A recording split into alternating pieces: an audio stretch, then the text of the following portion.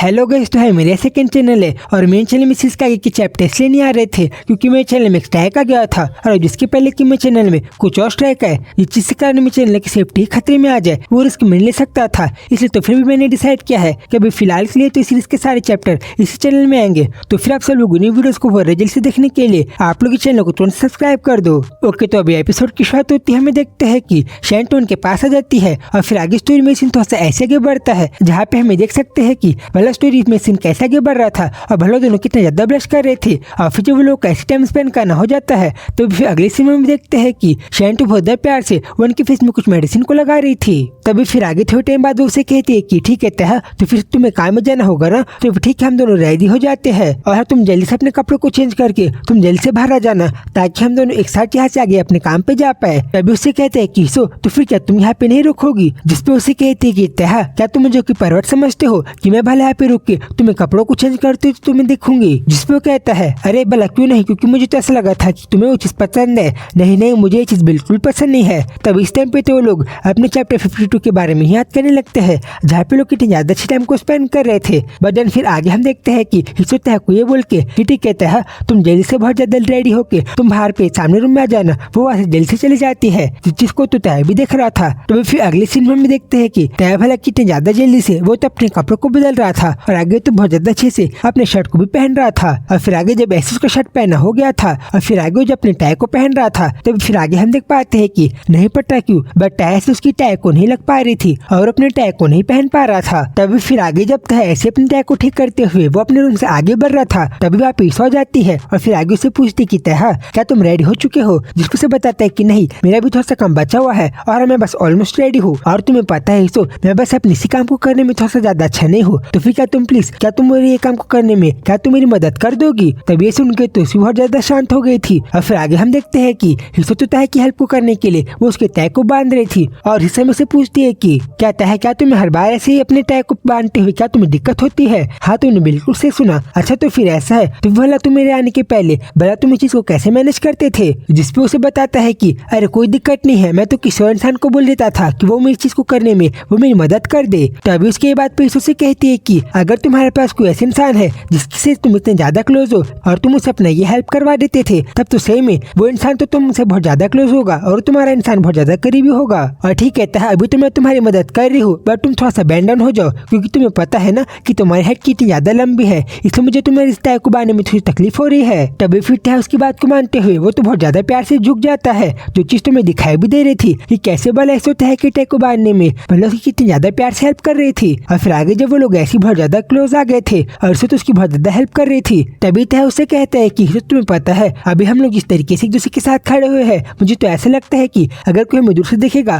तो हम लोग तो कपल की तरह दिखाई दे रहे हैं, जैसे कि हम लोग एक कोई मैरिज कपल हो जिन लोगों की शादी हो गई हो। जिसपे वो कहती है कि भला तुम ये सब क्या बकवास कर रहे हो और भला तुमने क्या कहा। तभी वो कहता है कि क्या तुम्हें नहीं दिखाई दे रहा कि हम लोग एक कपल की तरह दिखाई दे रहे हैं। बिल्कुल नहीं, मुझे तो ऐसा बिल्कुल भी नहीं लगता। तभी तह वापस से कहता है कि अरे मैंने कपल कहा, बिल्कुल एक मैरिज कपल की तरह। अरे मैंने तुमसे नो कहा ना, इसे तुम मेरी बात को समझ जाओ कि ऐसा बिल्कुल भी कुछ दिखाई नहीं दे रहा है। बट फिर जब तह एक और बार हिस्सो की बात को न मानते हुए कपल बोलने के लिए जा रहा था तब तो हिस्सो तह के तय को थोड़ा सा कुछ ज्यादा ही टाइट से बांध देती है, जिस चीज को देख के तो भी थोड़ा सा हड़बड़ा गया था और ये चीज तो देखने में थोड़ा सा फनी भी लग रही थी। देन फिर आगे से किसी बिहेवियर के कारण तह तो थोड़ा सा ब्लश करता है और फिर आगे से कहता है कि सो क्या तुम ऐसी प्यार से मेरे टाई को थोड़ा सा टाइट से बांध दोगी। और फिर जब वो उसकी फेस के ऐसे कुछ ज्यादा ही पास आ रहा था तब इस चीज को देख के कारण तो हिस्सो तो कुछ ज्यादा ही ब्लश करने लगी थी और तो थोड़ा शर्मा भी गई थी। देन फिर आगे उस जगह से जाती हुई तह से कहती है कि तह, तुम्हें पता है शादी करना कोई सच्चाई की बात होती है और ये कोई मजाक का खेल नहीं है। और तह, अगर तुम्हें कोई ऐसी लड़की मिलेगी जो तुम्हारे टाइप की हो, जो तुम्हें सूट करेगी, तो तुम उसे जल्द से मैरी कर लेना और तुम उसे जल्द से शादी कर लेना। और जब भी तुम ऐसा करोगे तब तो मैं तुम्हें कांग्रेचुलेशन देने के लिए पक्का तुम्हारे पास आऊंगी। जिस चीज को सुन के तो तह भी पूरा शांत हो गया था और फिर आगे थोड़ा सा ऐसी शांत रह के आगे कहता है कि हिस्सो, तुम तो कुछ ज्यादा बड़ी झूठी हो, क्योंकि अभी तुमने थोड़े टाइम पहले हम दोनों के उठने के बाद तुमने पहले तो मेरे लिप्स में बहुत ज्यादा प्यार से मेरे वुंड को भरा और तुमने तो कल ही रात को बहुत ज्यादा प्यार से मेरे इन स्कार्स को बहुत ज्यादा प्यार से टच और लिक किया था। और अभी तुम देखो भला कैसे तुम बहुत ज्यादा बुरी बन के मुझे थोड़ा सा टॉर्चर कर रही हो और तुम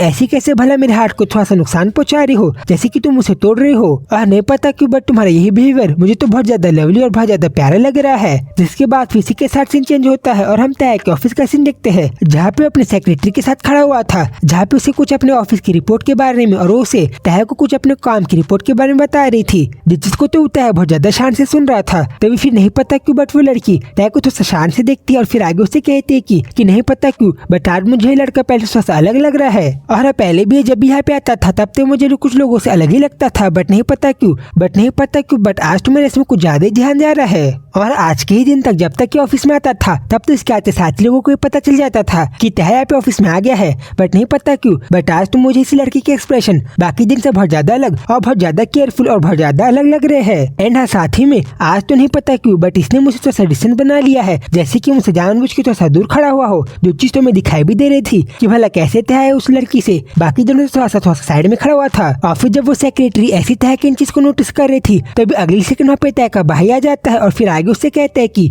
भला तुम अभी यहाँ पे खड़े हुए भला इतने शांत तो इतने ज्यादा ध्यान से भला की चीज को नोटिस कर देख रही हो। जिस चीज को सुन के तो भी बहुत ज्यादा हड़बड़ा गई थी। तभी आगे उससे कहता है कि क्या भी तुम्हारा आफ्टरनून का टाइम को ज्यादा अच्छा जा रहा है। और हमारी ये सेक्रेटरी तो कुछ ज्यादा ही लवली है और हमारी इसी प्यारी सेक्रेटरी ने जो बहुत ज्यादा परफ्यूम लगा है ये परफ्यूम तो कुछ ज्यादा ही स्ट्रॉन्ग है, जैसे इसकी ये सेंट बहुत ज्यादा दूर दूर तक है। तो फिर तुम मुझे प्लीज बताओ कि भला तुमने किस आदमी को इम्प्रेस करने के लिए भला इतनी ज्यादा स्ट्रॉन्ग परफ्यूम को और भला इतनी ज्यादा अच्छे परफ्यूम को लगाया है। जिस चीज को सुन के तो भी बहुत ज्यादा शर्मा जाती है। और फिर जिसके पहले की तह का भाई कह ही रहा था कि तो फिर क्या तुमने सब मुझे इम्प्रेस करने के लिए कर रहा है, उसके पहले ही सेक्रेटरी पर जरा जल्दी से हड़बड़ाती वहां से चले जाती है। जिस चीज को देख के तो तह का भाई पूरा शांत हो गया था। और फिर आगे वैसी तह के पास बढ़ते उसे कहते हैं कि हे मेरे लिटिल ब्रदर कि क्या तुम्हारे पास ऐसा कोई स्पेशल समझ नहीं है जिसके पास अगर तुम ऐसे ही किसी और लड़की की बहुत ज्यादा स्ट्रॉन्ग सेंट की सुगंध को लेके उसके पास जाओगे तो उसे बुरा लगेगा और उसे पता लग जाएगा कि तुम किसी और लड़की के पास आए हो। तो फिर क्या तुम्हारे पास कोई लाइफ में कोई ऐसा स्पेशल इंसान नहीं है। तभी तह भी उसकी बात को इग्नोर करके वो बहुत ज्यादा जल्दी से अपने भाई के पास से आगे बढ़ जाता है।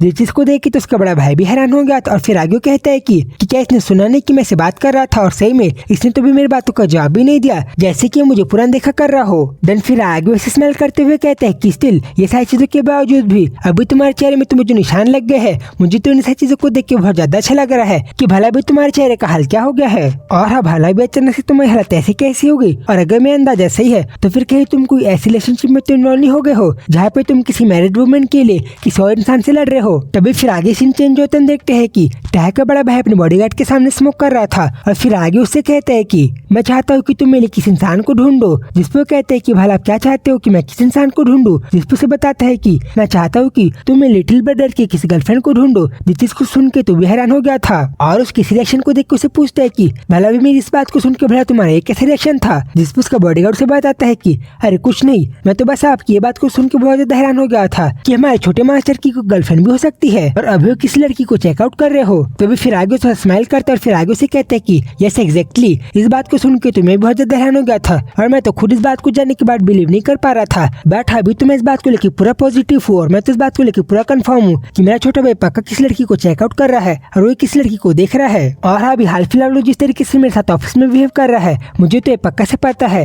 कि वो पक्का में से कुछ ना कुछ तो छुपा रहा है। और आजकल लेटली नहीं पता क्यों बट मेरा मूड कुछ ज्यादा ही बेकार रहता है। और मेरा छोटा भाई जिस तरीके से वो मेरे साथ आजकल बिहेव कर रहा है मुझे तो ऐसा लगता है कि वो मुझे कोई ऐसा कोई स्ट्रेंजर आदमी समझता है और उसने तो मुझे कोई ऐसा आदमी समझ लिया है जैसे कि मैं कोई कूड़े का खदान हूँ। और वो तो मुझसे इस तरीके से बात करता है जैसे कि मैं कोई स्ट्रेंजर के घर से आया हूँ। इसलिए मैं चाहता हूँ कि तुम जल्दी उस लड़की को ढूंढो कि भला लड़की कौन है। और मैं तो खुद जानना चाहूंगा कि भला किस तरीके की लड़की है जिसको मेरा भाई देख रहा है और भला किस टाइप की वुमेन है। और फिर आगे तय कि भाई किसी बात के साथ चैप्टर पे खत्म होता है। तो गजब आगे स्टोरी में क्या होगा और भला तय के बड़े भाई के बॉडीगार्ड क्या करने वाला है, इन सब चीजों को हम लोग अगले वीडियो में देखेंगे। तो इसी वीडियो को भी बहुत ज्यादा जल्दी से देखने के लिए आप लोग इस चैनल को सब्सक्राइब कर दो। तो फिर जल्दी मिलूंगा उस वीडियो में, तब तक के लिए बाय बाय।